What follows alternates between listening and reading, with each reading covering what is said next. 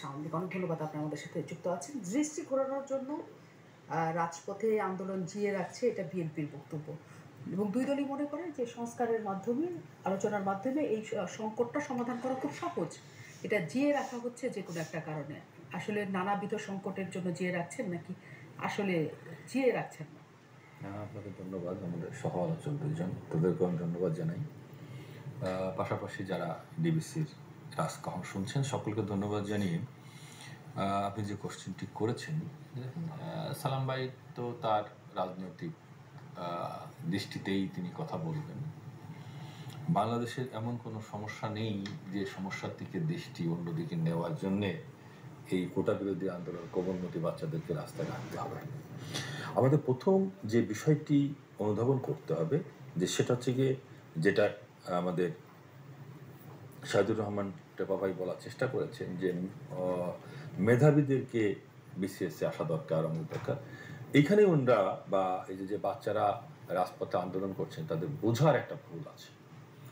মুক্তিযুদ্ধের সন্তান যারা মুক্তিযুদ্ধের কোটায় আসছেন তারা কিন্তু অমেধাবী না, তাদেরকে কিন্তু প্রতিযোগিতামূলক পরীক্ষায় টিকেই আসতে হচ্ছে। তাকে প্রিমিলিটারিতে টিকা লাগে, তাকে রিটেনে টিকা লাগে, ভাইভাই টিকা লাগে, দেন তারপরে আপনার কোটার বিষয়টি আসে। হয়তো 10,000 সিলেক্ট হচ্ছে, 2,000 নিবে, সেক্ষেত্রে মুক্তিযোদ্ধার সন্তানরা প্রিভিলেজটা পায়। তারা যে মেধাশূন্য, এই যে আমাদের মানে এটা বাবার মতো একজন দায়িত্বশীল মানুষ, তিনি যখন বিষয়টিকে ঠিক অনুধাবন করতে পারছেন না, আমাদের কোমলমতি বাচ্চারা তো বিষয়টি সেভাবেই দেখছেন। এখানে আকাশ থেকে আমরা দিয়ে দিচ্ছি যে হ্যাঁ, তাদেরকে প্রতিযোগিতামূলক পরীক্ষায় উত্তীর্ণ হয়ে তাদেরকে আসতে হচ্ছে, কোটার সিস্টেমটার ভিতরে আসতে হচ্ছে। আবার আমি যেটা মনে করি যে কোটা থাকতেই হবে। এদেশের স্বাধীনতা যুদ্ধটা যে কারণে হয়েছিল সেটা কিন্তু বৈষম্যের বিরুদ্ধে, পাকিস্তানি বৈষম্যের বিরুদ্ধে। তখন দেখা গেছে যে পশ্চিম পাকিস্তান 93% সিভিল ব্যুরোক্রেসিতে 93%, 7% আমাদের নাই, আর্মিতে 1%ও নাই, পুলিশে 1%ও নাই। এই যে বৈষম্য, বৈষম্যের বিরুদ্ধে কিন্তু আমাদের মূল স্বাধীনতা যুদ্ধের মূল চেতনাটা ছিল, আরো অনেক প্রেক্ষাপট ছিল।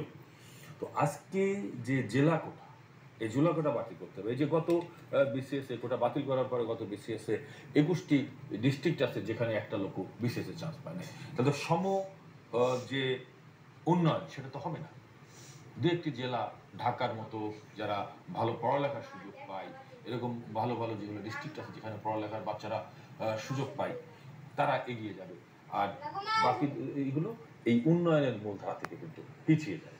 আপনার যারা ক্ষুদ্র নিরগোষ্ঠী, কিন্তু তাদের ক্ষেত্রেও কিন্তু কোটা আন্দোলনকারীরা বলছেন যে তাদের জন্য কোটা রাখলে কোনো সমস্যা নাই, তারা কিন্তু স্পষ্ট করে সেটা বলছেন। সেটা ঠিক আছে, তাহলে তারা কোটা সংস্কার চাচ্ছে, সংস্কার চাচ্ছে। কারণ কোটা সংস্কার আমরা সবগুলো কোটা রাখি, শুধু টার্গেট চাচ্ছে মুক্তিযুদ্ধ কোটাটা কিভাবে বাঁচিয়ে যাবে।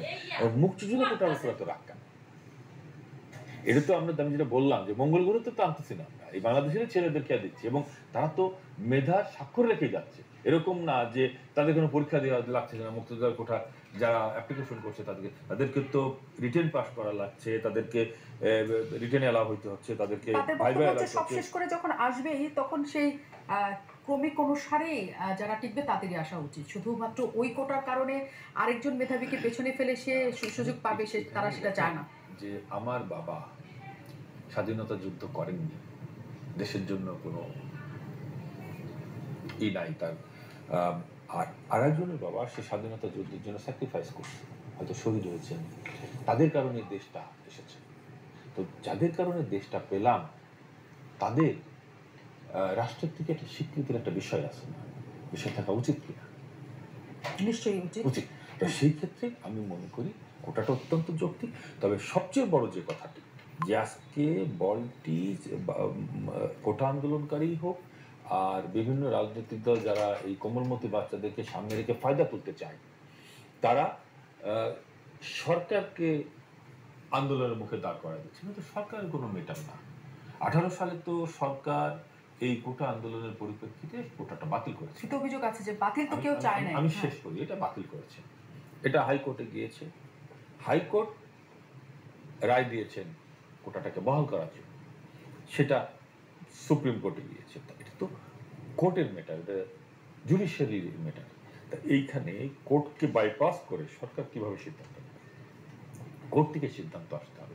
এবং আমার যেটা মনে করি আমি, যে এই যে আন্দোলনের নামে যে জনভোগান্তি, এইগুলো না করে আদালত যেটা বলেছেন, সর্বোচ্চ আদালত যেটা বলেছেন, যে রায়ের একটা ইসের পূর্ণাঙ্গ শুনানির একটা ডেট আপনি দিয়েছেন। নিশ্চয়ই জানেন। আমি একটু শেষ হ্যাঁ। করে, পূর্ণাঙ্গ শুনানির ডেট দিয়েছেন, সেখানে তারা বলেছেন যে আইনজীবীর মাধ্যমে যদি এই গোটা আন্দোলনে যারা সক্রিয় আছে, নেতৃত্ব দিচ্ছেন, তারা যদি আদালতে কথা বলতে চান তারা বলতে পারবেন। নিশ্চয়ই, কিন্তু আদালতে যাবেন, আদালত রায় দিক, দেওয়ার পরে না তারা যদি অন্য কিছু, কিন্তু সে পর্যন্ত তাদেরকে ধৈর্য ধরতে হবে। আচ্ছা, তারপরে কি আসলে আপনারা কি ভাবেন কিনা যে সেটা কিছু হবে? কারণ আজকে প্রধানমন্ত্রীর বক্তব্যে আসলে তেমন কোনো আভাস কোনোভাবেই পাওয়া যাচ্ছে না যে রায় দেওয়ার পরে নতুন করে আওয়ামী লীগ নতুন করে এটা নিয়ে ভাবনা চিন্তার সুযোগ আছে।